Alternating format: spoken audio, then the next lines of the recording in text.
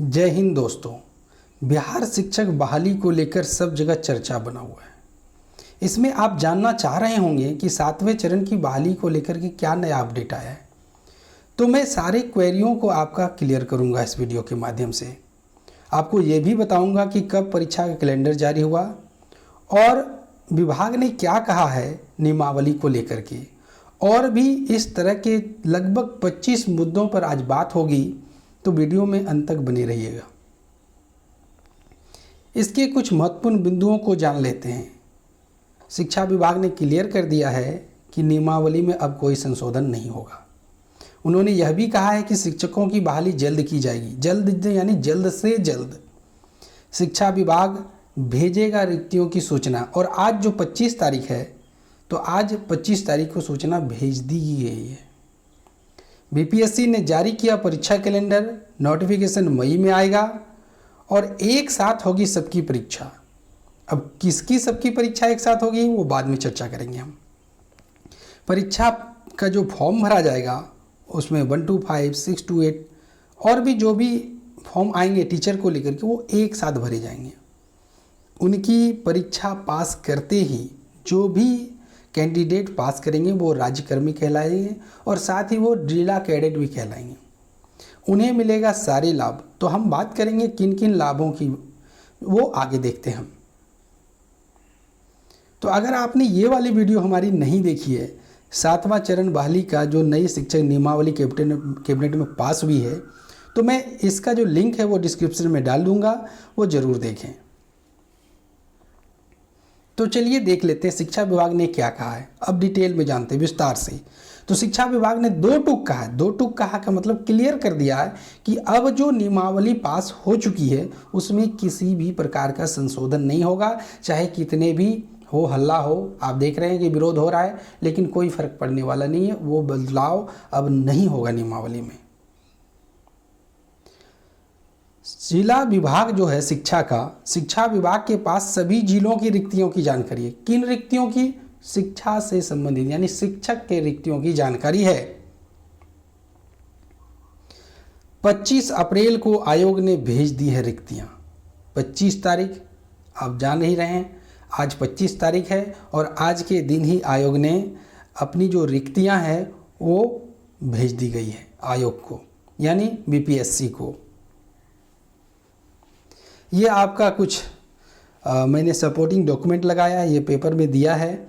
आप इसे आराम से पढ़ लें कि क्या होगा। बीपीएससी करेगा 1.78 लाख विद्यालय अध्यापकों की सीधी भर्ती। सीधी भर्ती का तात्पर्य होता है आप एक इसका एग्ज़ाम पास करें और अगर आपने इसकी जो क्राइटेरिया है उसको उतना नंबर ले आया, आप पास हो गए, तो आपकी सीधी भर्ती होगी। कोई इंटरव्यू नहीं, कुछ नहीं होगा। ठीक है, हम आपको फिर और डिटेल बताएंगे क्या क्या प्रोसेस है इसका। तो यहाँ देखिए कहा है कि 2 लाख से ज़्यादा शिक्षकों की बहाली होगी। यहाँ देखिए क्या लिखा है, यहाँ 1.78 लाख।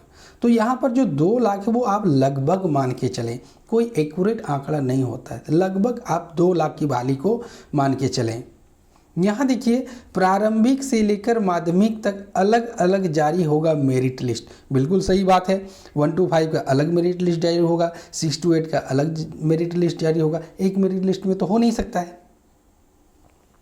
रिजल्ट के बाद शिक्षा विभाग करेगा सर्टिफिकेट वेरिफिकेशन, यानी जो सर्टिफिकेट के द्वारा आप एग्ज़ाम बैठते हैं, आपकी एग्ज़ाम हो जाती है, तो आपके डॉक्यूमेंट की जांच की जाएगी कहीं आप फेक डॉक्यूमेंट से तो नहीं बैठ रहे हैं। और ये तो अच्छी बात है, यदि आपका पहले ही क्लियर हो जाता है कि सारा चीज़ ओके है, तो बाद में आपको छंटने की कोई ज़रूरत ही नहीं पड़ेगी। सीटेट, बीटेट या एस्टेट पास ही कर सकेंगे आवेदन। एस्टेट यानी संबंधित जिले के स्टेट, और बीटेट यानी बिहार टेट, और सीटेट यानी केंद्रीय स्तर का जो सीटेट परीक्षा होती है वो। अगर ये सब आप पास हैं तो आप इस एग्ज़ाम में बैठ पाएंगे। जून के अंतिम हफ्ते में आयोजित हो सकती है परीक्षा। देखिए यहाँ एक टेंटेटिव डेट दे दिया गया है कि जून के लास्ट तक आपकी परीक्षा हो जाएगी। नियोजित शिक्षक और शिक्षक अभ्यर्थी एक साथ देंगे परीक्षा। देखिए नियोजित शिक्षक यानी जो पहले से शिक्षक थे वो नियुक्त नहीं थे, तो उन्हें भी मौका मिलेगा और जो नए कैंडिडेट होंगे वो भी साथ में परीक्षा देंगे। प्राइमरी से लेकर माध्यमिक स्कूलों के लिए होगी परीक्षा। दोनों पर हमने चर्चा पहले भी कर चुका है। सभी पदों के लिए निकाला जाएगा एक ही विज्ञापन, यानी जो विज्ञापन आएगा वो एक ही होगा। उसमें 1 to 5 की भी बातें होंगी, उनमें 6 to 8 की भी बातें होंगी, उसमें सिलेबस की भी बातें होंगी। परीक्षा में पूछे जाएंगे ऑब्जेक्टिव प्रश्न। ये क्लियर हो गया है कि जो एग्जाम होगा वो MCQ के तौर पर होगा, यानी मल्टीपल चॉइस क्वेश्चन। गलत उत्तर देने पर नेगेटिव मार्किंग नहीं है, यानी आपको इतना डरने की ज़रूरत नहीं है। अगर मान लीजिए 1-2 क्वेश्चन गलत हो भी जाते हैं तो आपके जो अच्छे नंबर हैं पॉजिटिव वाले, उसमें से कोई कटौती नहीं होगी। नेगेटिव मार्किंग में क्या होता है कि अगर आप गलत करते हैं तो आपके पॉजिटिव मार्क्स भी कट जाते हैं। मई के पहले हफ्ते में BPSC जारी कर सकता है सिलेबस, यानी ये टेंटेटिव डेट है, यानी मई में BPSC आपको सिलेबस जारी कर देगा। 20 मई तक जारी हो सकता है परीक्षा का विज्ञापन। देख लीजिए, हमने पहले ही कहा था सिलेबस पहले जारी होगा, इसलिए ताकि आप एग्ज़ाम की तैयारी कर सकें, और फिर विज्ञापन जारी होगा। शिक्षकों की भर्ती का ब्लूप्रिंट तैयार, कैसे क्या करना है, कैसे भर्ती लेना, कैसे कौन सी प्रक्रिया होगी, सारा का तैयार है। ब्लूप्रिंट का मतलब पहले से खाका तैयार कर लिया जाता है कि हमें इस बार की बहाली कैसे करनी है। शिक्षकों की भर्ती परीक्षा पास करते ही बन जाएंगे राज्यकर्मी। अब तक जो भी नियोजित कर्मी हैं, जो भी नए कैंडिडेट हैं, जो फ्रेश हैं, वो सभी जैसे ही पास करेंगे, उनकी जैसे ही नियुक्ति होगी, वो कहलाएंगे राज्यकर्मी, और साथ ही साथ वो कहलाएंगे जिला कैडेट। शिक्षकों को मिलेगी सारी सुविधाओं का लाभ। जैसे अभी 38% DA मिल रहा है, वो DA अब 42% मिलेगा। उन्हें पेंशन भी मिलेगा, उन्हें ट्रांसफ़र का लाभ भी मिलेगा। तो जानकारी अच्छी लगी हो तो ज़्यादा से ज़्यादा दोस्तों में शेयर कीजिए। ऐसी जानकारियों को अपने तक दबा के रखना उचित नहीं होता है।